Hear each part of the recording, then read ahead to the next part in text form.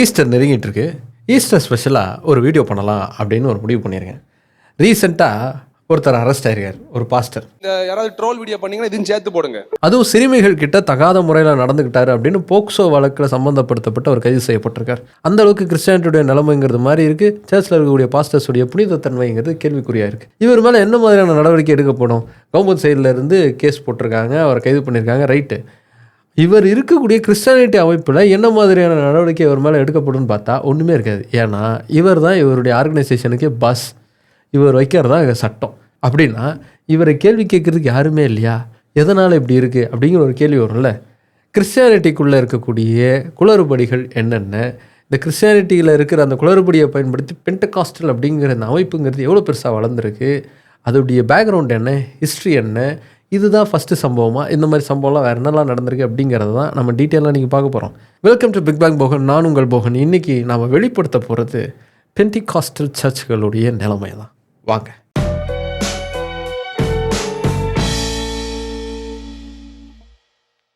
பொதுவாக கிறிஸ்டியானிட்டியை பேஸ் பண்ணியிருக்கக்கூடிய மீம்ஸ்லாம் எடுத்து பார்த்தீங்கன்னா அதிகமாக இந்த கையை வச்சு காமிச்சு கீழே விழுறாங்க, பேய் வந்த மாதிரி ஆடுறாங்கங்கிற மாதிரி விஷுவல்ஸை வச்சு தான் நிறைய ட்ரோல் மெட்டீரியலுங்கிறது இருக்கும்.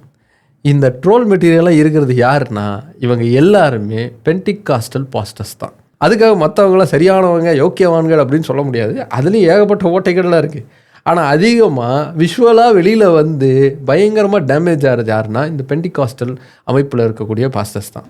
இந்த பெண்டகாஸ்டல்னு சொல்லக்கூடிய பெந்தகோஸ்தே பாஸ்டர்ஸ்லாம் என்ன மாதிரியான காமெடிலாம் பண்ணுறாங்கன்னு சாம்பிளுக்கு ஒரு 2-3 பார்த்தீங்கன்னாவே வேறு லெவலில் இருக்கும். முதல்ல பேய் ஓட்டுறதுலேருந்து ஆரம்பிப்போம். பேய்களை வந்து நாங்கள் ஓட்டுற மாதிரி வேறு யாராலையும் ஓட்ட முடியாதுன்னு டஃப் கொடுக்குற அளவுக்கு வேறு வித்தியாசமான ரகங்களில் இவங்க பேயை ஓட்டுவாங்க. அதுவும் இவங்க வந்து பேய் ஓட்டுறதெல்லாம் கமெண்டிங்காக இருக்கும். ஏய் இங்கே வா அப்படின்னு.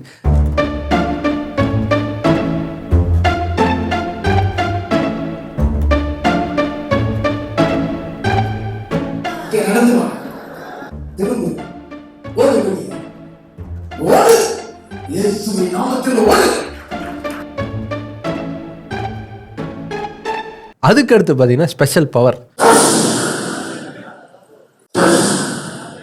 தொடாவே வேணாம், கையை நீட்டினாலே அப்படியே 10 கிலோமீட்டருக்கு பின்னாடி போய் விழுவாங்க எல்லாரும்.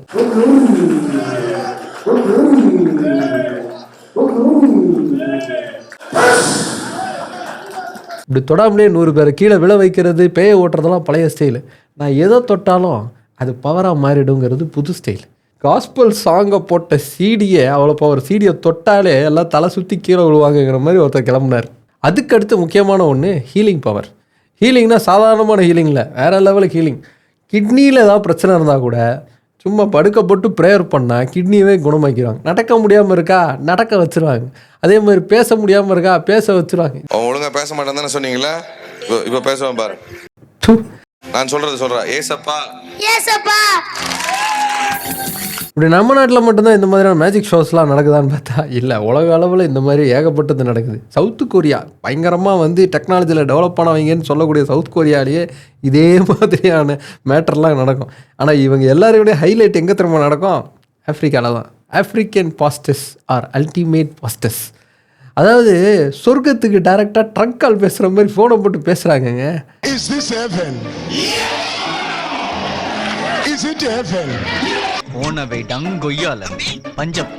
ஐபேட்ல போட்டோவை கிளிக் பண்றேன்னு சொல்லி கேலரிக்கு போய் போட்டோ எடுத்து காட்டுறாங்க.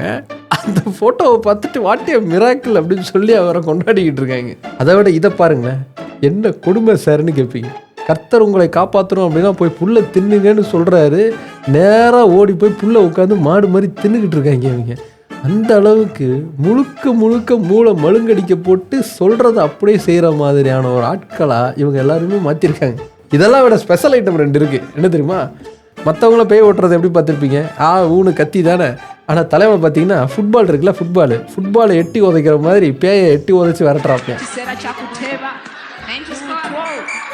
இன்னொரு பாஸ்டர் இருக்காரு, தொப்பை இருக்குல்ல, தொப்பையை கண்ணு முன்னாடி அப்படியே உள்ள மறைய வச்சு தொப்பையே இல்லாமல் ஆக்கியிருப்பார். இது ஒரு மிராக்கிள் வேற கொண்டாடிட்டு இருப்பாங்க.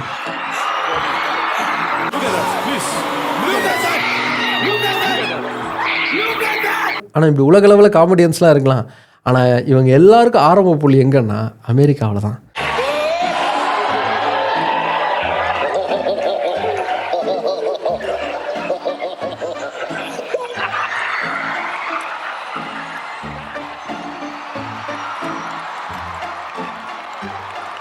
அமெரிக்காவில் தான் இன்னும் அதிகமான இவாஞ்சலிஸ்ட் இதே மாதிரி பெண்டகாஸ்டல் பாஸ்டர்ஸ்லாம் இருக்காங்க. To the men's church of Pentecost, of Pentecost, of Pentecost. இவங்க எல்லாருடைய மெத்தடையும் பார்த்தீங்க அப்படின்னா ஒரே பேட்டர்னில் இருக்கும். ஒரு பெரிய மீட்டிங், அந்த மீட்டிங்கில் வந்து ஒரு பெரிய மிராக்கிளை செய்வாங்க. அதே மாதிரி அவங்க வேலை செய்கிறதுக்குன்னு வாலண்டியர்ஸ்னு ஒருத்தங்க இருப்பாங்க. அவங்களுக்கு வெள்ளை ட்ரெஸ்ஸு போட்டிருப்பாங்க. இவர் சொல்கிறதெல்லாம் அவங்க செய்வாங்க. அதோடு சேர்த்து அடுத்தது என்ன நடக்கும்னா, பயங்கரமாக காணிக்க கொடுங்கப்பா, காசு பத்தலை அப்படிங்கிறது நடக்கும். நீங்க வெறும் இவ்வளவு 1000 ரூபாய் தான் காணிக்க கொடுத்தா அதுக்கு ஏற்றபடி தான் கர்த்தர் ஆசீர்வதிக்க முடியும். நீங்க தாராளமாய் கர்த்தருக்கு கொடுக்க ஆரம்பிச்சா தாராளமாய் கர்த்தர் ஆசீர்வதிப்பார். அது 1 கிராமா இருக்கலாம், இல்ல 1/2 கிராமா இருக்கலாம். பாஸ்டர் எனக்கு தங்கம் இல்ல, பணத்தை போடு. இல்ல ஒண்ணும் இல்ல பாஸ்டர், செக்க போடு. ஒண்ணுமே இல்ல பாஸ்டர், நீயே காணிக்க பெட்டிக்குள்ள விழுந்துரு. அதோட கடையை சாத்திடுவாங்க. இதுதான் இந்த பெண்டகாஸ்டல் மீட்டிங்ஸுடைய பேசிக்ஸாகவே இருக்குது, பேசிக் பேட்டர்னாகவே இருக்குது. இந்த பெண்டகாஸ்டல்ஸ் அப்படிங்கிறவங்க மற்ற கிறிஸ்டியன் டினாமினேஷன்ஸ்லேருந்து டோட்டலாக மாறுபட்டவங்களாக இருக்காங்க. என்னப்பா நீ கிறிஸ்டியன்னு சொல்கிற, ஆனால் பெண்டகாஸ்டல்ன்ற மற்ற கிறிஸ்டியன்ஸ்ன்ற புரியலையே அப்படின்னு ஒரு டவுட் வரும்ல. புரியாதவங்களுக்கு புரிய வைக்கிற மாதிரி ஒரு மேட்டரை சொல்கிறேன். கிறிஸ்டியானிட்டி அப்படிங்கிறது பொதுவாக ஒரு அமைப்பாக, ஒரு இன்ஸ்டியூஷனாக நமக்கு தெரிஞ்சாலும் அதுக்குள்ளே நிறைய பிரிவுகள் அப்படிங்கிறது இருக்குது. ரோமன் கேத்தலிக்குங்கிற ஒரு பிரிவு இருக்குது, ஆர்த்தடாக்ஸுங்கிற ஒரு பிரிவு இருக்குது, அதே மாதிரி சிஎஸ்ஐங்கிற ஒரு பிரிவு இருக்குது, அதில் மெத்தடிஸ்ட்டுங்கிற மாதிரியான பிரிவு இருக்குது. அதே மாதிரி தான் இந்த பெண்டகாஸ்டல் அப்படிங்கிறதும் ஒரு பிரிவு. பொதுவாக இந்த பிரிவை 2ஆக நம்ம புரிஞ்சுக்கலாம். ஒன்று ரோமன் கேத்தலிக்ஸ், இன்னொருத்தங்க ப்ரொட்டஸ்டன்ஸ்.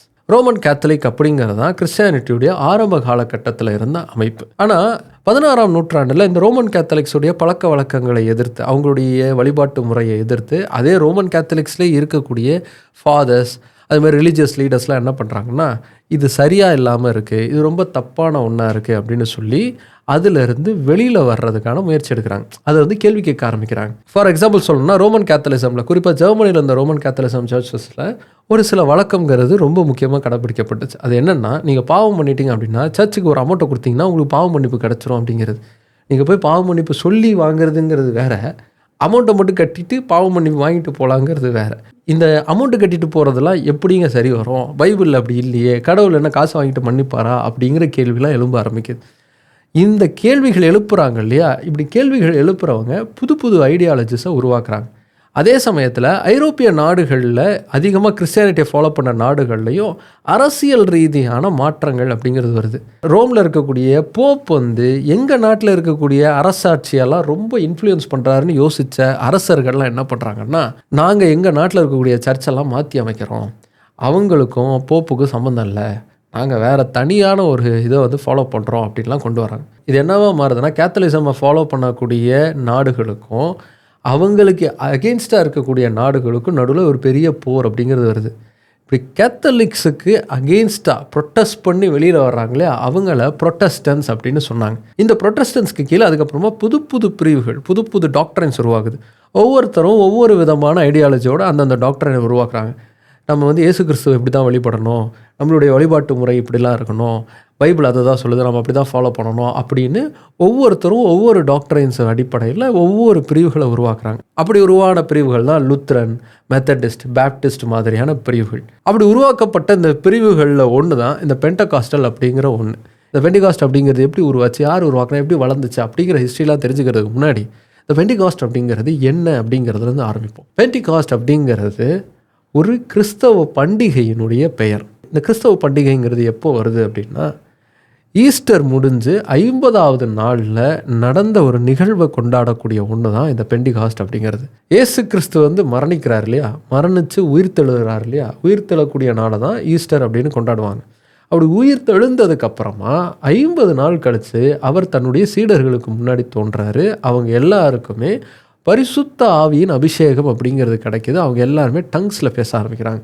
அதாவது அவங்களுக்கு தெரிந்த மொழியை விட மாற்று மொழிகளை வந்து அவங்களுடைய வாயிலிருந்து பேச ஆரம்பிக்கிறாங்க அப்படிங்கிறது பைபிளில் இருக்கக்கூடிய குறிப்பு. இந்த 50வது நாளில் நடந்துச்சு இல்லையா, அந்த நாளில் அடிப்படையாக வச்சு உருவாக்கப்பட்ட ஒரு ஐடியாலஜி தான் இந்த பெண்டிகாஸ்ட் அப்படிங்கிறது. இந்த பெண்டிகாஸ்ட் அப்படிங்கிற இந்த கிறிஸ்தவ டினாமினேஷன் முக்கியமாக என்ன சொல்லுது அப்படின்னா, எப்படி இயேசு கிறிஸ்துவுடைய சீடர்களுக்கு ஹோலி ஸ்பிரிட்டோட அபிஷேகம்ங்கிறது கிடைச்சதோ அதே மாதிரி இதை ஃபாலோ பண்ணக்கூடிய எல்லாருக்குமே ஹோலி ஸ்பிரிட் அபிஷேகம்ங்கிறது கண்டிப்பாக கிடைக்கும் அப்படிங்கிறது தான் இவங்களுடைய ஐடியாலஜி முன்வைக்கக்கூடிய முக்கியமான விஷயம்.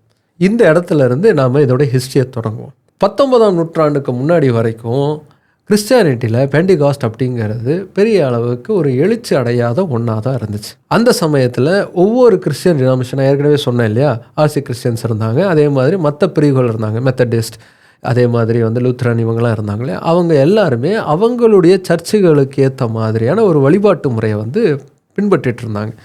ஃபார் எக்ஸாம்பிள், புரிஞ்சுக்கிறதுக்காக சொல்லணும் அப்படின்னா, ரோமன் கேத்தலிக்ஸில் நீங்கள் பார்த்தீங்கன்னா உருவ வழிபாடு அப்படிங்கிறது இருக்கும். நம்ம ஊரில் இருக்கக்கூடிய ரோமன் கேத்தலிக் சர்ச்சஸ்லாம் போனீங்க அப்படின்னா கிட்டத்தட்ட ஒரு இந்து கோயிலுக்குள்ளே போகிற மாதிரி ஒரு ஃபீலே இருக்கும். அங்கே ஒரு ஐயர் இருப்பார், அவர்கிட்ட நீங்கள் வேண்டுதல் சொல்கிற மாதிரி இருக்கும். அதே மாதிரி காணிக்கை செலுத்துறதுக்கான ஒரு இடம்ங்கிறது இருக்கும். அதே மாதிரி வேண்டுதல் செஞ்சு அந்த வேண்டுதலை நிறைவேற்றிக்கிறதுக்கான இடங்களும் இருக்கும். நிறைய பேர் வேளாங்கண்ணிக்கு போய் மொட்டையிடுறதெல்லாம் நீங்கள் பார்த்துருப்பீங்க. இது ரோமன் கேத்தலிக்ஸில் இருக்கக்கூடிய ஒரு வழிபாட்டு முறை. அதே சமயத்தில் நீங்கள் மெத்தடிஸ்ட்டோ இல்லை மற்ற இதுலேயோ பார்த்தீங்கன்னா இதிலேருந்து அப்படியே டோட்டல் அகெயின்ஸ்டாக அவங்களுடைய வழிபாட்டு முறைங்கிறது இருக்கும். இப்படி கிறிஸ்தவத்தில் இருந்த ஒவ்வொரு பிரிவில் இருந்தவங்க அவங்களுடைய வழிபாட்டு முறையை ஃபாலோ பண்ணிகிட்டு இருந்தாங்க. ஆனால் இந்த வழிபாட்டு முறையில் உயிர்ப்பு இல்லை. இந்த வழிபாட்டு முறைங்கிறது இயேசு கிறிஸ்துவோடைய ஹோலி ஸ்பிரிட்டை தடுக்குது. எல்லாருக்கிட்டையும் அந்த ஹோலி ஸ்பிரிட்டுங்கிறது வரணும். ஹோலி ஸ்பிரிட்டில் நிறைஞ்சு அது மூலமாக வாழும்போது தான் உண்மையான கிறிஸ்தவங்களாலே வாழ முடியும் அப்படின்னு சொல்லி உருவாக்கப்பட்டது தான் இந்த ஐடியாலஜி. சிம்பிளாக சொல்லணும்னா, எப்படி ரோமன் கேத்தலிக்ஸ்லேருந்து ப்ரொட்டஸ்ட் பண்ணி இந்த மாதிரியான பிரிவுகள் உருவாச்சோ, இந்த பிரிவுகள்லாம் சரியில்லை அப்படின்னு சொல்லி உருவாக்கப்பட்ட ஒன்று தான் இந்த பெண்டிகாஸ்டல் அப்படிங்கிற ஒன்று. அதுக்கடுத்து பெண்டகாஸ்டலில் இருக்கக்கூடிய பல பிரிவுகள் ரொம்ப எக்ஸ்ட்ரீமான மெஷர்ஸை முன்வைப்பாங்க. என்னென்னா சொல்லுவாங்கன்னா, வேர்ல்டு ரீதியான எந்த ஒரு விஷயத்தின் மேலேயும் ஒரு பிடிமானம்ங்கிறது இருக்கக்கூடாது, பற்று இருக்கக்கூடாது அப்படின்னு சொல்லக்கூடியது பெண்டகாஸ்டல். உதாரணத்துக்கு சினிமா பார்க்கக்கூடாது, டிவி பார்க்கக்கூடாது அப்படிங்கிற மாதிரியான நிறைய ரெஸ்ட்ரிக்ஷன்ஸ் பெண்டகாஸ்டல்ஸ்குள்ளே இருக்குது. அதே மாதிரி மாற்று மதத்தினருடைய நம்பிக்கைகளை துளியும் மதிக்காமல் அது எல்லாமே தேவையில்லாத ஒன்று அப்படிங்கிறத ரொம்ப ஸ்ட்ராங்காக எடுத்து சொல்லக்கூடிய ஒன்றும் இந்த பெண்டகாஸ்டல் தான். அதனால தான் பெண்டகாஸ்டல் சர்ச்சஸை நடத்தக்கூடிய பாஸ்டர்ஸும் சரி, அதை ஃபாலோ பண்ணக்கூடியவங்களும் சரி, மாற்று மதத்தினர் பின்பற்றக்கூடிய வழிபாட்டு முறையை, அவங்களுடைய தெய்வங்களை சாத்தான், பிசாசு அப்படின்னு சொல்லக்கூடியதை வழக்கமாகவே வச்சுருப்பாங்க. ஏன்னா அவங்களுடைய ஐடியாலஜி அதை தான் சொல்லுது. சாத்தான் எந்த அளவிற்கு தமிழ்நாட்டை குறிவைத்து தன்னுடைய எல்லையை அவன் ஸ்ட்ராங் பண்ணி இருக்கிறான் என்பதை அறிந்து கொள்ள முடிந்தது. ஒரு பக்கம் கேத்தலிக் அந்த சர்ச்சஸ், அதுல சாத்தான் எப்படி ஜனங்களை வஞ்சித்திருக்கிறான். இன்னொரு பக்கம் இந்து கோயில்கள். அதே மாதிரி அவங்களோட வழிபாட்டு முறைங்கிறத பார்த்தீங்கன்னா ரொம்ப பவர்ஃபுல்லாக இருக்கும், வைப்ரண்ட்டாக இருக்கும். எப்போவுமே கடவுளுடைய ப்ரெசன்ஸை எக்ஸ்பீரியன்ஸ் பண்ணணும். அது ஏதோ ஒரு கஷ்டம் மாதிரி ஒரு சடங்கு மூலமாக நம்ம அதை எக்ஸ்பீரியன்ஸே பண்ண முடியாது. அதை முழுக்க உணர்ந்து எக்ஸ்பீரியன்ஸ் பண்ணால் தான் கடவுளுடைய ப்ரெசன்ஸை நம்மளால் உணர முடியுங்கிறது பெண்டகாஸ்டல் சொல்லக்கூடிய முறை. அதனால தான் நீங்கள் பெண்டகாஸ்டல் சர்ச்சஸ்க்கெலாம் போனீங்க அப்படின்னா அங்கே ப்ரேயர் பண்ணுறதாகட்டும், பாட்டு பாடுறதாகட்டும், இது எல்லாமே ரொம்ப ஸ்பிரிச்சுவலி மோட்டிவேட்டடாக இருக்கும். இது சிம்பிளான ஒரு எக்ஸாம்பிளோட எல்லோரும் புரிஞ்சுக்கிறதுக்காக, கிறிஸ்டியன்ஸாக இல்லாதவங்களும் புரிஞ்சுக்கிறதுக்காக சொல்லணும் அப்படின்னா, இப்போது நீங்கள் ஒரு சிவன் கோயிலுக்கு சிவராத்திரி அன்னைக்கு போகிறீங்க அப்படின்னா அங்கே அதிகபட்சமாக இரவு முழுக்க வழிபாடு இருக்கும், பஜனைகள் இருக்கும், கதா காலட்சேபங்கள் இருக்கும். தூங்காமல் அதெல்லாம் கேட்டுட்டு ஒருத்தருக்கு ஒருத்தர் சந்தோஷமாக பேசிக்கிட்டு சிரிச்சுக்கிட்டு அதுக்கப்புறம் காலையில் விடிஞ்ச உடனே கிளம்பி வர்றதுங்கிறது இருக்கும். ஆனால் கட் பண்ணி அப்படியே ஈஷாவுக்கு போனீங்க அப்படின்னா அது வேறு லெவலுக்கு வைப்ரண்ட்டாக இருக்கும். பயங்கரமான ஸ்டேஜ் போட்டு லைட்ஸ்லாம் போட்டு சாங்ஸ் எல்லாம் மெஸ்மரைசிங்காக இருந்து கண்ணில் கண்ணீர் விட்டு கதறி சிவனை பார்க்குறத வழிபடுறத நீங்கள் பார்க்க முடியும். இது ரெண்டுத்துக்கும் இருக்கக்கூடிய டிஃப்ரென்ஸ் தான் நீங்கள் பெண்டகாஸ்டலில் இருக்கக்கூடிய வழிபாட்டு முறைக்கும் மற்ற கிறிஸ்டியானிட்டியில் இருக்கக்கூடிய வழிபாட்டு முறையிலையும் பார்க்கலாம். இங்கே ரொம்ப மோட்டிவேட்டடாக சாங்ஸ் மூலமாக உங்களுடைய மனசை ஒட்டச்சி உங்களுக்குள்ளே ஊடுருவி உங்களை அப்படியே தட்டி எழுப்பி உங்களை அள வைக்கிறதுக்கான எல்லா வேலையுமே பெண்டகாஸ்டலில் இருக்கும். ஸோ நீங்கள் எக்ஸ்பீரியன்ஸ் பண்ணி கடவுளை வழிபடணும் அப்படிங்கிறத முன்வைக்கக்கூடியது தான் இந்த பெண்டகாஸ்டல். அதுக்கடுத்து முக்கியமாக இவங்க நம்பக்கூடிய ஒன்று எதுன்னா மிராக்கிள்ஸ். பெண்டகாஸ்டலை பின்பற்றக்கூடியவங்க ஹீலிங் பவருங்கிறது இருக்குங்கிறத முழு மனசோடு நம்பக்கூடியவங்க. எப்படி இயேசுவுடைய சீடர்களுக்கு இந்த பரிசுத்த ஆவியுடைய அபிஷேகம்ங்கிறது கிடச்சதுக்கப்புறமா அவங்களும் இயேசு கிறிஸ்து மாதிரியே மிராக்கிள்ஸ்லாம் பண்ணாங்களோ, அதே மாதிரி ஒரு பாஸ்டராக இருக்கிறவர் அவருக்கு முழுமையான இயேசு கிறிஸ்துவுடைய பரிசுத்த ஆவியோட அபிஷேகம் கிடச்சிருச்சு அப்படின்னா அவராலையும் மிராக்கிள்ஸ் பண்ண முடியும் அப்படிங்கிற நம்பிக்கைங்கிறது பெண்டகாஸ்டலை பின்பற்றக்கூடியவங்களுக்கு இருக்குது. அதுக்கு அடுத்தது இருக்கக்கூடிய முக்கியமான விஷயம் என்னென்னா, பெண்டகாஸ்டல் இவாஞ்சலிசம்ங்கிறத ரொம்ப ஸ்ட்ராங்காகவே ஃபாலோ பண்ணக்கூடிய ஒன்று. அதாவது இயேசு கிறிஸ்து சொன்ன விஷயங்களை நிறைய பேர் கொண்டு போய் சேர்க்கணும், அவங்க எல்லாரையும் கிறிஸ்தவத்துக்குள்ளே கொண்டு வரணும் அப்படிங்கிறத ரொம்ப கடமையாக எடுத்து செய்கிறவங்க யாருன்னா இந்த பெண்டகாஸ்டல்ஸில் பின்பற்றக்கூடியவங்க தான். அதனால தான் நீங்கள் நிறைய கன்வர்ஷன்ஸை பார்த்தீங்கன்னா இதே மாதிரியான பெண்டகாஸ்டல் சர்ச்சஸ் தான் அதிகமாக செய்வாங்க. நீங்கள் இந்த மாதிரி ரோட்லலாம் வந்து இது கொடுப்பாங்க இல்லையா, பிட் நோட்டீஸ்லாம் கொடுத்து பேசிக்கிட்டு இருப்பாங்கள்ல, அவங்க எல்லாருமே அதிகமாக பெண்டகாஸ்டல் சர்ச்சஸை சார்ந்தவங்கள தான் இருப்பாங்க. அவங்க மிராக்கிள்ஸை நம்புகிறாங்க. ரெண்டாவது, அவங்களுக்கு பரிசுத்தாவி அபிஷேகங்கிறது கிடைக்கணுங்கிறது ஒன்று. மூணாவது, நிறைய பேரை கிறிஸ்தவத்துக்கு மதம் மாற்றணும் அப்படிங்கிறது ஒன்று. இந்த மூணுத்தும் அடிப்படையாக வச்சு தான் இந்த பெண்டகாஸ்டல் மிஷன் அப்படிங்கிறது ரொம்ப பெரிய அளவுக்கு வளர ஆரம்பிச்சது. இது எப்போத்துலேருந்து வளர ஆரம்பிச்சது? வளர்ந்த இடம் எங்கேருந்து? அமெரிக்கா. 17ஆம் 18ஆம் நூற்றாண்டில் இருந்தே ஓரளவுக்கு பேசு பொருளாக இருந்தாலும் அது முழுமை அடைஞ்சது எப்போனா 1900ங்களுக்கு அப்புறமா தான். அதுக்கு முன்னாடி வரைக்கும் இந்த பெண்டகாஸ்டல் ஐடியாலஜி அப்படிங்கிறது ஒரு பேசிக்கான அண்டர்ஸ்டாண்டிங்கோடு தான் இருந்ததே தவிர அது முழுமையான ஸ்ட்ரக்சருக்குள்ளே வரல. அதை கொண்டு வந்தது யாருன்னா சார்லஸ் ஃபாக்ஸ் பர்ஹாம் அப்படிங்கிற ஒரு அமெரிக்கா பாஸ்டர் தான். இவர் 1901 பைபிள் காலேஜ் அப்படிங்கிற ஒன்று நடத்துகிறார். இந்த பைபிள் காலேஜுங்கிறது என்னென்னா, இந்த பாஸ்டர்ஸாக இருக்கிறவங்கள அப்படி பாஸ்டராக போகணும்னு நினைக்கிறவங்க, இல்லைனா பைபிளை பற்றி இன்னும் அதிகமாக தெரிஞ்சுக்கணும்னு நினைக்கிறவங்க இந்த மாதிரியான காலேஜில் சேருவாங்க. அதில் பைபிளை பற்றி ரொம்ப டீட்டெயிலாக சொல்லித் தருவாங்க. அப்படி அவர் உருவாக்குற அந்த பைபிள் காலேஜில் அவர்கிட்ட படித்த ஸ்டூடெண்ட்ஸ் கிட்டலாம் அவர் இந்த ஹோலி ஸ்பிரிட்டை பற்றி பேசுகிறார். இயேசு கிறிஸ்துவோடைய சீடர்களுக்கு ஹோலி ஸ்பிரிட் அப்படிங்கிற ஒரு பவருங்கிறது கிடச்சிது. அதுக்கப்புறமா தான் அவங்க வந்து தொடர்ந்து வந்து பல மிராக்கிள்ஸ் எல்லாம் பண்ணியிருக்காங்க. நமக்கும் அது மாதிரியான பவருங்கிறது கண்டிப்பாக கிடைக்கும். நம்ம முழு மனதோடு வேண்ட ஆரம்பித்தோன்னா நமக்கும் அது கிடைக்கும், நம்மளாலேயும் அது மாதிரிலாம் செய்ய முடியும் அப்படிங்கிறதெல்லாம் அவர் சொல்ல ஆரம்பிக்கிறார். அவர்கிட்ட இருந்த ஸ்டூடெண்ட்ஸில் 2-3 பேர் வந்து அதை வந்து அக்செப்ட் பண்ண ஆரம்பிக்கிறாங்க. எல்லோரும் சேர்ந்து ப்ரேயர் பண்ணுறாங்க. இவங்களுடைய ப்ரேயருங்கிறது எப்படி இருக்குன்னா, மற்ற சர்ச்சஸில் சைலண்ட்டாக ப்ரேயர் பண்ணுற மாதிரி இல்லாமல் ரொம்ப விகரஸாக சத்தம் போட்டு ப்ரேயர் பண்ணக்கூடிய ஒரு முறையாக இருந்துச்சு. இதெல்லாம் அப்போ தான் உருவாகுது. அப்படி ப்ரேயர் பண்ணும்போது அதே மாதிரி அந்நிய பாஷையில் பேச ஆரம்பிக்கிறாங்க. அப்படி அந்நிய பாஷையெல்லாம் பேச ஆரம்பிச்சதுக்கப்புறமா ஆஹா இவங்களுக்கு ஆசீர்வாதம் கிடச்சிருச்சு அப்படிங்கிறத இவரும் புரிஞ்சுக்கிறார். யார்? ஃபர்ஹாமும் புரிஞ்சுக்கிறார். புரிஞ்சதுக்கப்புறமா இதை நான் எல்லா இடத்துக்கும் கொண்டு போய் சேர்ப்பேன் அப்படின்னு சொல்லி ஒரு டூருக்கு ஒன்று கிளம்புறார். அப்படி டூருக்கு போகும்போது இதே மாதிரி நிறைய ஸ்டூடெண்ட்ஸை வந்து தனக்கு கீழே சேர்த்துக்கிறார். அவங்க எல்லாருக்கும் இதே மாதிரியான கருத்தை வந்து போய் சொல்கிறார். இவர் தான் இப்படி பெண்டகாஸ்டலில் முதல்ல தொடங்கி வச்சவர். ஆனால் இவர் தொடங்கி வச்சாலும் அது எப்போ தெரியுமா பெருசாக வெடிக்க ஆரம்பிக்குது? ஒரு கருப்பின பாஸ்டர் இதை கையில் எடுத்ததுக்கப்புறம் தான். வில்லியம் ஜே சேமர் அப்படிங்கிறவர் மிஸ்டர் ஃபாக்ஸ் கிட்ட வந்து ஸ்டூடெண்ட்டாக வந்து ஜாயின் பண்ணுறாரு. அவர் மூலமாக இந்த ஹோலி ஸ்பிரிட் பற்றின விஷயங்கள்லாம் அவருக்கு வந்து தெரிஞ்சுக்க வருது.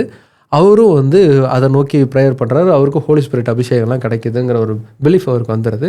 அதை வச்சு தன்னுடைய நெய்பர்ஹுட்டில், அதாவது அதிகமாக கருப்பின மக்கள் வாழக்கூடிய பகுதிக்கு போகிறாரு. அங்கே போய் சின்னதாக ஒரு ப்ரேயர் மீட்டிங்கை வந்து ஏற்பாடு பண்ணுறார். இந்த ப்ரேயர் மீட்டிங் நடந்த இடம் அசுசா ஸ்ட்ரீட் அப்படிங்கிற ஒரு இடம். இந்த அசுசா ஸ்ட்ரீட்டில் இவங்க எல்லோரும் உட்காந்து ப்ரேயர் பண்ண ஆரம்பிக்கிறாங்க இல்லையா. ப்ரேயர் பண்ண ஆரம்பிக்கும்போது வழக்கம் போல் இவங்க சத்தம் போட்டு ப்ரேயர் பண்ணுறாங்க. பயங்கரமாக சத்தமாக பாட ஆரம்பிக்கிறாங்க. பாட ஆரம்பித்து இதே மாதிரி அந்நிய பாஷையில் பேச ஆரம்பிக்கிறாங்க.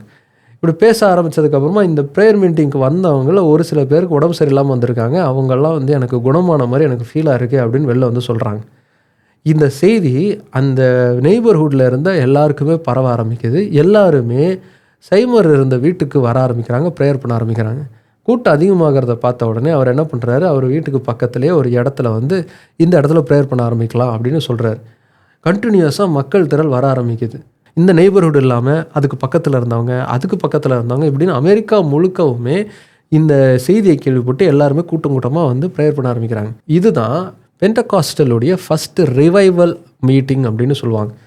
இந்த ரிவைவல் அப்படிங்கிற வார்த்தையே நீங்கள் பெண்டகாஸ்டல் மீட்டிங்கில் அதிகமாக பார்க்க முடியும். எழுப்புதலுக்கான கூட்டம் அப்படின்னு போஸ்டர்லாம் ஒட்டியிருப்பாங்கள்ல, அது இதுதான். இந்த ரிவைவல் மீட்டிங் அப்படிங்கிறது ஃபஸ்ட்டு நடந்தது இந்த அசுசா ஸ்ட்ரீட் அப்படிங்கிறது தான்.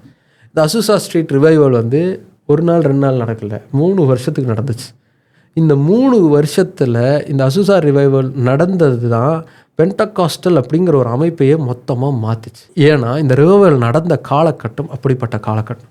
இந்த ரிவைவல் நடந்தது 1906. அந்த சமயத்தில் அமெரிக்காவில் அதிகப்படியான ரேசிசம் அப்படிங்கிறது உச்சத்தில் இருந்துச்சு. அன்பை மட்டுமே போதித்த இயேசு கிறிஸ்துவை வழிபடக்கூடிய சர்ச்சுக்குள்ளே நீங்கள் போனீங்க அப்படின்னா வெள்ளையின மக்கள் தனியாக இருப்பாங்க, கருப்பின மக்கள் தனியாக இருப்பாங்க. இன்னும் சொல்லப்போனால் வெள்ளையின மக்களுக்குன்னு தனி சர்ச்சு, கருப்பின மக்களுக்குன்னு தனி சர்ச். இவங்க அதுக்குள்ளே வரக்கூடாதுங்கிறதே எழுதப்படாத விதியாக இருந்துச்சு. ஆனால் இந்த ரிவைவல் மீட்டிங் நடந்துச்சு இல்லையா, இந்த ரிவைவல் மீட்டிங் நடந்த இடம் ஒரு கருப்பின மக்கள் அதிகமாக வாழக்கூடிய இடம்.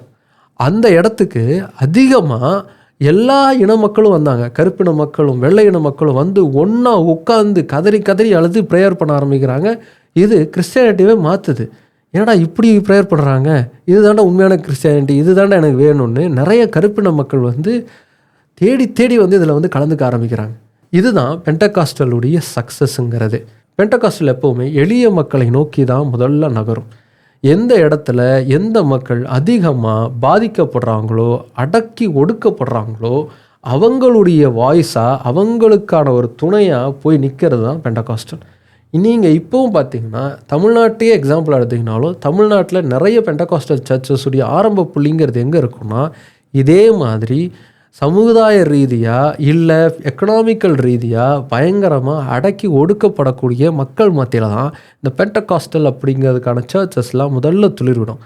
அங்கேருந்து அது பெருசாக வளர்ந்து வளர்ந்து வளர்ந்து வளர்ந்து தான் அது ஒரு பெரிய கிளையாக பரப்பி எங்கேருந்து தொடங்கிச்சோ அதையே டோட்டலாக மறந்துடும். இப்போ கருப்பின மக்களால் பெருசாக வளர்க்கப்பட்ட இந்த பெண்டகாஸ்டல் அப்படிங்கிறது அதுக்கப்புறமா பயங்கரமாக ஸ்ப்ரெட் ஆகுது. அமெரிக்காவில் நிறைய பேர் இந்த பெண்டகாஸ்டல் சபைக்குள்ளே வந்து கலந்துக்க ஆரம்பிக்கிறாங்க. நிறைய பெண்டகாஸ்டல் சர்ச்சஸ் உருவாக்க ஆரம்பிக்குது. அது ஒரு பெரிய டினாமினேஷனாகவே மாறிடுச்சு. இந்தியாவில் பெண்டகாஸ்டல் அப்படிங்கிறது 19ஆம் நூற்றாண்டுடைய இறுதி காலகட்டத்திலேயே நமக்கு வந்து தொடங்கிருச்சு. பண்டித ராமாபாய் அப்படிங்கிறவங்க தான் இதை முதல்ல தொடங்கி வச்சவங்க. அவங்க தான் இதே மாதிரி சர்ச்சுடைய அமைப்புலேருந்து மாற்றம் செய்யணும்னு சொல்லி வேற ஒரு வழிபாட்டு முறையை உருவாக்குனவங்க. அவருக்கு அப்புறமா கே ஆப்ரஹாம் இதை ரொம்ப பெருசாக கொண்டு வர்றார். Indian Pentecostal Church of God அப்படிங்கிறது அவர் உருவாக்கின அமைப்பு. சரியாக அதே காலகட்டத்தில் ஸ்ரீலங்காவை பேஸ் பண்ணி ஒரு அமைப்புங்கிறது வருது, பெண்டகாஸ்டல் மிஷன் அப்படிங்கிற ஒரு அமைப்பு. இதை ஆரம்பித்தவர் யாருன்னா, ஹிந்துவாக இருந்து கிறிஸ்டியானிட்டிக்குள்ளே மாறின ராமன் குட்டி அப்படிங்கிறவர். இவர் அதுக்கப்புறமா பாஸ்டர் பால் அப்படிங்கிற பெயர் மாற்றம் செஞ்சு இயேசு கிறிஸ்துவுக்கான ஊழியம் அப்படிங்கிறதெல்லாம் செய்கிறார். இப்படி பல பெண்டகாஸ்டல் மிஷன்ஸ், பல பெண்டகாஸ்டல் சர்ச்சஸ்லாம் உருவாது இல்லையா. இப்படி ஆரம்பிக்கப்பட்ட இந்த பயணம் அப்படிங்கிறது 1950களுக்கு மேலே ரொம்ப பெருசாக வளர ஆரம்பிக்குது. எப்படி அமெரிக்காவில் மிராக்கிள்ஸ் செய்கிறது, ரொம்ப பர்சனலாக பேசுகிறது, அது மூலமாக நிறைய மக்களை கவர்றது அப்படிங்கிற விஷயம்லாம் நடக்க ஆரம்பிக்குதோ, அது இங்கேயும் அதிகமாக நடக்க ஆரம்பிக்குது. அந்த சமயத்தில் தான் டிஜிஎஸ் தினகரன், சாரா நவரோஜி மாதிரியான போதகர்கள்லாம் நிறைய மக்களை ரொம்ப பர்சனலாக பேசி பல மிராக்கிள்ஸ் மூலமாக கவர்ந்து இதே பெண்டகாஸ்டல் அப்படிங்கிற ஒரு அமைப்பை வந்து பெருசாக வளர்க்க ஆரம்பிக்கிறாங்க. ஆனால் இதில் என்ன சிக்கல் வருது அப்படின்னா, இயேசு கிறிஸ்துவுடைய வார்த்தைகளை, அதாவது அவர் சொன்ன நல்ல விஷயங்களை சொல்லி கிறிஸ்தவத்துக்குள்ளே கொண்டு வர்றோம் அப்படிங்கிற மெத்தடில் இந்த பெண்டகாஸ்டல்ங்கிற ஒரு அமைப்புங்கிறது வளர ஆரம்பிச்சதில்ல. ஆனால் இப்போ அதை நோக்கி தான் அது போகுதான்னு பார்த்தா இல்லை. இது ஒரு கட்டத்துக்கு மேலே எப்படி மாறிடுச்சு அப்படின்னா, பணத்தை பெருசாக சம்பாதிக்கிறதுக்கான ஒரு தொழிலாக தான் மாறி இருக்கே தவிர மக்களுக்கு சேவை செய்யக்கூடிய ஒரு அமைப்பாக இது இல்லை. நீங்கள் மற்ற கிறிஸ்டியன் இன்ஸ்டிடியூஷன்ஸ்லாம் பார்த்தீங்க அப்படின்னா அது மக்கள் சார்ந்த பணிகளில் கொஞ்சம் அதிகமாகவே ஈடுபடும். நீங்கள் ரோமன் கேத்தலிக்ஸ் எடுத்துக்கிட்டாலும் சரி, சிஎஸ்ஐ எடுத்துக்கிட்டிங்கனாலும் சரி, மெத்தடிஸ்ட் எடுத்துக்கிட்டாலும் சரி, அவங்க என்ன பண்ணுவாங்க அப்படின்னா நிறைய காலேஜஸை கட்டியிருப்பாங்க, ஸ்கூல்ஸ் கட்டியிருப்பாங்க, அதே மாதிரி நிறைய மண்டபங்களை கட்டியிருப்பாங்க. அவங்களுடைய சர்ச் மெம்பர்ஸுக்கு அதில் வந்து டிஸ்கவுண்ட்டுங்கிறது இருக்கும், படிக்க வைக்கிறதுக்கான சூழலுங்கிறது இருக்கும். இந்த மாதிரியான விஷயங்களெல்லாம் அவங்க தொடர்ந்து பண்ணுவாங்க. ஆனால் நீங்கள் பெண்டகாஸ்டல் சர்ச்சஸ் எடுத்து பார்த்தீங்க அப்படின்னா அங்கே ஒன்லி சர்ச்சை டெவலப் பண்ணணும் அப்படிங்கிற பில்டிங் ஃபண்டு தான் கலெக்ட் ஆகும்.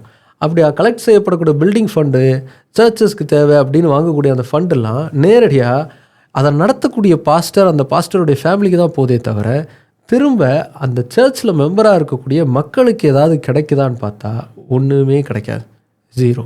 சும்மா அந்த ஊழியக்காரங்க பஸ்ல வந்துட்டு கார்ல போறதெல்லாம் நிக்க போகுது, பிரைவேட் ஜெட் எல்லாம் வாங்க போறோம், பிசிறித்தனம் பண்ணதெல்லாம் போதும். அது 1 கிராமா இருக்கலாம், இல்ல 1/2 கிராமா இருக்கலாம். பாஸ்டர் எனக்கு தங்கம் இல்ல, பணத்தை போடு. ஒண்ணு இல்ல பாஸ்டர், செக்க போடு. ஒண்ணுமே இல்ல பாஸ்டர், நீயே காணிக்கப்பட்டிக்குள்ள விழுந்துரு. நான் எந்த அளவுக்கு பப்ளிக்கை ஈர்க்கிறேன், அதனால எவ்வளவு சம்பாதிக்கிறேன் அப்படிங்கிறது தான் இவங்களோட ஒரே நோக்கமா இருக்கு.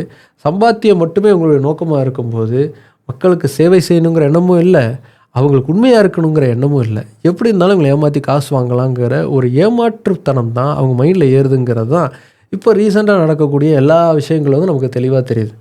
ஜான் ஜெபராஜ் அப்படிங்கிறவர் இப்போ அரெஸ்டாக இருக்கார்ல, அவர் ஒரு பாஸ்டராக இருக்கக்கூடியவர் செய்யக்கூடாத விஷயங்கள்லாம் செஞ்சுக்கிட்டு இருந்தாருன்னு அவர் கூடவே பாஸ்டராக இருந்தவங்கலாம் கம்ப்ளைண்ட் பண்ணிகிட்டு இருந்தாங்க ஆரம்பத்தில். வெண்ணெய், கொய்யா, டேஷா, கழுதா, கற்பூர வாசனை.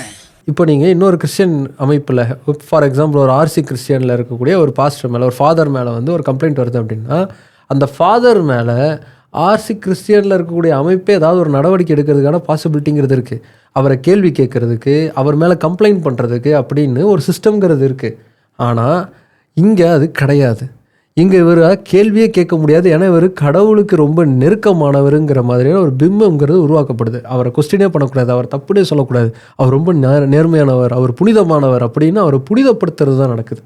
அதனால தான் இவங்களை எந்த கேள்வியும் கேட்க முடியாதுங்கிற ஒரு தொனியிலேயே தான் இவங்களுடைய எல்லா நடவடிக்கையும் அப்படிங்கிறதே இருக்குது. ஒருத்தர் உருவாக்கின சர்ச்சுக்கு அவருடைய வாரிசா அவருடைய மகனோ இல்லை மகளோ தான் அடுத்து நியமிக்கப்படுறாங்க. அவங்க தான் அந்த சர்ச்சையே நடத்துகிறாங்க. ஸோ இதில் எங்கே இவங்க சொல்லக்கூடிய கடவுளுக்கான ஊழியங்கிறது வருது? வரலை. இவங்களுடைய பர்சனல் பெனிஃபிட்ஸுக்காக தான் இப்படி சர்ச்சஸ் அவங்க நடத்துகிறாங்க அப்படின்னு நம்மளால் புரிஞ்சுக்க முடியுது. இதில் அதிகமாக பாதிக்கப்படுறது யாருன்னா ஏழை எளிய மக்கள் தான். ஏன்னா கடவுள் எப்படி காப்பாற்றிடுவார், அவர் பார்த்துப்பார் அப்படிங்கிறதுக்காக இவங்க தொடர்ந்து அதிகமாக பணம் வேணும், இன்னும் அதிகமாக காணிக்கக்கூட, அப்போ தான் உனக்கு அதை விட அதிகமான பெனிஃபிட் கிடைக்கும் அப்படின்னு சொல்கிறதால இருக்கிற நகை நட்டு இருக்கிற காசு எல்லாத்தையுமே வந்து சர்ச்சுக்காக கொட்டி கொடுக்குறாங்க. ஆனால் திரும்ப அவங்களுக்கு அதில் வந்து எந்த பெனிஃபிட்டும் கிடைக்கல அப்படிங்கிறதான் நிதர்சனமான ஒரு உண்மையாக இருக்குது. என்ன கேட்டிங்கன்னா, பர்சனலாக நான் என்ன சொல்லுவேன் அப்படின்னா, இவங்க எல்லாரையும் மானிட்டர் பண்ணுறதுக்கு, இவங்க எல்லாரையுமே ஒரு ஆர்கனைசேஷன் ஸ்ட்ரக்சருக்குள்ளே கொண்டு வர்றதுக்கான ஒரு மெத்தடு, ஒரு முறைங்கிறது உருவாக்கப்படணும். இவங்களையும் கொஸ்டின் கேட்கணும், இவங்களையும் ஒரு ரெகுலேட்டரிக்குள்ளே கொண்டு வர்றதுக்கான ஒரு பாடிங்கிறது உருவாக்கப்படணும். அதை இவங்களே ஒன்றா சேர்ந்து செஞ்சாங்கன்னா நல்லது. அப்படி இல்லைன்னா கவர்மெண்ட்டாவது அதை எடுத்து செய்யணும். ஒரு சர்ச் நடத்துறீங்கன்னா அந்த சர்ச்சுக்கு இதெல்லாம் இருக்கணும், மேண்டேட்ரியாக அவங்க ஸ்கூல்ஸை ரன் பண்ணணும், இதெல்லாம் பண்ணணும், இவ்வளோ பணம் வருதுன்னா அந்த பணத்துக்கு இதெல்லாம் செய்யணும் அப்படிங்கிறத கொண்டு வரணும். அதே மாதிரி இந்த சர்ச்சுங்கிறது ஒரு தனிநபர் சொத்து இல்லை, அது மக்களுக்கான சொத்து, அதன்படி செயல்படணும் அப்படிங்கிறதையும் நார்ம்ஸாக கொண்டு வரணும். அப்போ தான் இவங்க ஓரளவுக்காவது கண்ட்ரோலாக நம்மளை கேள்வி கேட்குறதுக்கு ஆளுங்க இருக்காங்கன்னு யோசித்து அதுக்கேற்ற மாதிரி பயந்து செயல்படுவாங்கன்னு தோணுது. ஏன்னா இவங்களுக்கு மக்கள் எல்லோரும் சேர்ந்து வழிபடுற கர்த்தர் மேலெல்லாம் உண்மையிலே பயம் கிடையாது. அட்லீஸ்ட் மக்களால் தேர்ந்தெடுக்கப்பட்ட கவர்மெண்ட் மேலேயாவது ஒரு பயம் இருக்கும் இல்லையா? அதை அடிப்படையாக வச்சாது இதெல்லாம் நடந்தால் நல்லாயிருக்கும். சரி, ஓகே பிக் பாஸ். பெண்டகாஸ்டல் ஹிஸ்ட்ரிங்கிறது உங்களுக்கு ஒரு புது அண்டர்ஸ்டாண்டிங் கொடுத்துருக்கோன்னு நம்புகிறேன். அடுத்து நான் இன்ட்ரெஸ்டிங்கான கண்டென்ட்டோட அவங்க வந்து பார்க்குறேன். பை.